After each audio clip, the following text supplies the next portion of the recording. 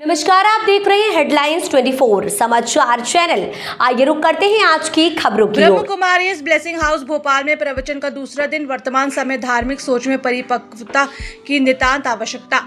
राजयोगिनी उषा दीदी। स्वच्छ एवं स्वस्थ भारत के निर्माण में धर्म ग्रंथों एवं मीडिया की भूमिका।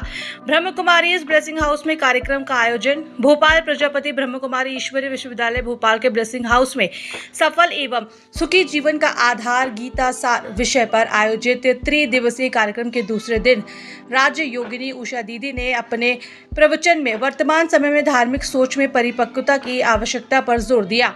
उषा दीदी ने बताया कि आज समाज में बढ़ती नकारात्मकता का प्रभाव मानसिक प्रदूषण और बीमारियों का कारण बन रहा है। उन्होंने कहा कि दूषित और विकृत मानसिकता भारत को स्वच्छ और स्वस्थ कैसे बना सकती है। धर्म ग्रंथों की भूमिका इस दिशा में महत्वपूर्ण हो सकती है और मीडिया में भी इसमें अहम योगदान निभा सकता है। उषा दीदी ने कहा कि वर्तमान समय धार्मिक सोच में परिपक्वता की नितांत आवश्यकता। उषा दीदी ने सभी धर्मों को एकजुट होने का आह्वान करते हुए कहा कि परमात्मा की पहचान एक है, भले ही नाम भिन्न हो। उन्होंने कहा कि हमें एक साथ आना होगा, तभी स्वच्छ और स्वस्थ भारत का सपना साकार हो सकेगा। कार्यक्रम की आयोजक BK डॉक्टर रीना दीदी ने भोपाल वासियों से अपील की है कि वे धार्मिक परिपक्वता की मिसाल कायम करें और छोटे छोटे मोटे मतभेदों को भुलाकर एकता का संदेश फैलाएं। उन्होंने सभी से 22 सितंबर तक चलने वाले कार्यक्रम में अधिक से अधिक भाग लेने की अपील की। सफल एवं सुखी जीवन का आधार गीता सार विषय पर प्रवचन का दूसरा दिन। कार्यक्रम में प्रमुख अतिथि रामचंद्र गायकवाड़, मौलाना प्रोफेसर मोहम्मद हसन खान और भंते राहुल सहित कई धार्मिक नेता उपस्थित रहे।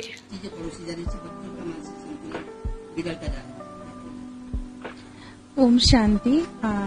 आदरणीय उषा दीदी जी ने आप सबको बताया ही है और मैं तो यही कहूंगी कि ऐसे कोई कानून बनना चाहिए, सोशल मीडिया पे लगाम लगना चाहिए, क्योंकि बच्चे हमारे भविष्य हैं और अगर हम अपने भविष्य के बारे में नहीं सोचेंगे, बच्चों के बारे में नहीं सोचेंगे तो कल भारत की तस्वीर क्या होगी और भारत की तकदीर क्या बनेगी। इसलिए अगर हम भारत को स्वर्णिम भारत बनाना चाहते हैं, विश्व गुरु की हम कल्पना कर रहे हैं, विश्व गुरु बनाने के सपने देख रहे हैं, तो वही सपना साकार तभी होगा जब सोशल मीडिया पर पॉजिटिविटी आए, सोशल मीडिया पे कुछ ऐसी चीजें आए जिससे हमारे बच्चों को प्रेरणा मिले।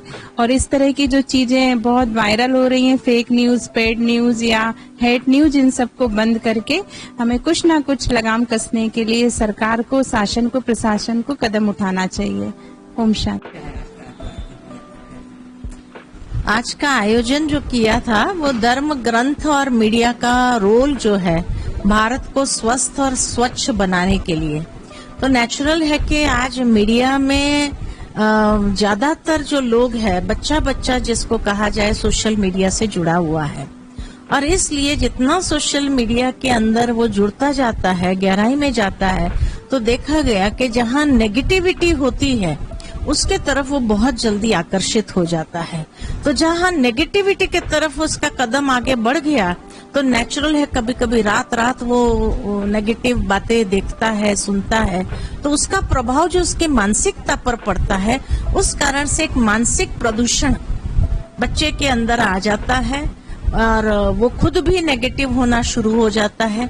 और नेगेटिव हो करके आज दुनिया भर में जितने साइबर क्राइम्स हो रहे हैं, ये सब जो हो रहे हैं, तो कहीं ना कहीं जो नेगेटिव न्यूज है उसी को बढ़ावा देने कारण होता है। तो सोशल मीडिया अगर पॉजिटिव बातों को भी इतना हाईलाइट करे, उस चीजों को इतना स्पष्ट करे ताकि बच्चा उसमें इंटरेस्ट ले, और नेचुरल है ताकि उसका ही मानसिकता भी स्वस्थ और स्वच्छ बने। मानसिक रूप से वो स्वस्थ होगा तो शारीरिक रूप से भी स्वस्थ होगा। और कहा जाता है कि आज मन का ही प्रभाव शरीर के ऊपर है, तो इसीलिए मीडिया का एक बहुत बड़ा रोल है एक स्वस्थ समाज, स्वस्थ भारत का निर्माण करने में। इसी तरह धर्म का भी बहुत बड़ा रोल है, क्योंकि अगर देखा जाए तो कोई धर्म बुरा नहीं है, हर धर्म अच्छी बातें ही प्रचार करता है। कोई ने कौन सा एंगल लिया, कोई ने कौन सा एंगल लिया, लेकिन इसका मतलब ये नहीं है कि ये धर्म गलत है, ये धर्म ही सही है, ये धर्म ऊंचा है, ये धर्म नीचा है। नहीं, हर एक के अंदर अच्छी बातें, जैसे गुलदस्ता है तो उसके अंदर वैरायटी फुल होते हैं, लेकिन कनेक्टेड तो एक ही जड़ के साथ है, एक ही सीड के साथ है। ठीक इसी तरह आज एक वृक्ष की अलग अलग डालियां हैं, वो डालियां पकड़ करके बैठे, मेरी डाली बहुत अच्छी, मेरी डाली बहुत अच्छी, इस पर आकर के बैठो आप। अरे बीज तो वही एक है, तो उस बीज तक हम जाए, अर्थात उस परमेश्वर की ओर जाए, जिसको हिंदू धर्म में चाहे ज्योतिर्लिंगम कहा, इस्लाम में उसको नूर कहा, अल्लाह नूर है, क्रिश्चियनों ने गॉड इज लाइट कहा तो एक ही बात है ना, लाइट कहो, नूर कहो, ज्योति कहो, बात तो एक ही है, बस समझे नहीं मनुष्य। तो इसीलिए जहाँ धर्म भी लोगों के अंदर नफरत की भावना को बढ़ावा देने के बजाय अगर उसको ये सिखाया जाए, हर धर्म अच्छी बात सिखाता है, हर धर्म की वैल्यूज को अगर हाईलाइट किया जाए तो नेचुरल है वो धर्म के प्रभाव में भी जब आता है तो उसके अंदर वो संस्कार को वो डेवलप कर सकते हैं। देखो ऐसा है कि स्वतंत्र है, कानून जरूर बनना चाहिए कि भाई ऐसी चीजें अगर न डाले, अगर वो खुद नहीं समझ पा रहा है, आज हर कोई छोटा बच्चा भी अपनी चैनल खोल करके बैठ जाता है, वो लाइक्स ही चाहता है ताकि उसका बैंक बैलेंस भरे, कमाई के कारण वो कोई भी टाइटल डालता है, उलट पुलट टाइटल डाल देता है ताकि लोग देखें, और देखने से कम उसका व्यूज तो बढ़ गया, तो सोचता है कि मेरा तो बैंक अकाउंट बढ़ रहा है। बैंक अकाउंट भरने के बजाय भाई आप ये नेगेटिव तो नहीं फैलाओ, नेगेटिव बातें नहीं फैलाओ, जितना पॉजिटिव होगा, क्योंकि नेगेटिव फैला करके आपका बैंक बैलेंस बढ़ेगा, लेकिन जो व्यक्ति उसको देख करके नेगेटिव कर्म करेगा, उसका जो कार्मिक अकाउंट आपसे क्रिएट होगा, वो कर्म का फल तो आज नहीं तो कल भोगना ही पड़ेगा। तो कार्मिक फिलोसॉफी को बहुत अच्छे से समझने की जरूरत है। फिलहाल के लिए इस खबर में इतना ही। बने रहे हेडलाइन 24 समाचार के साथ। नमस्कार।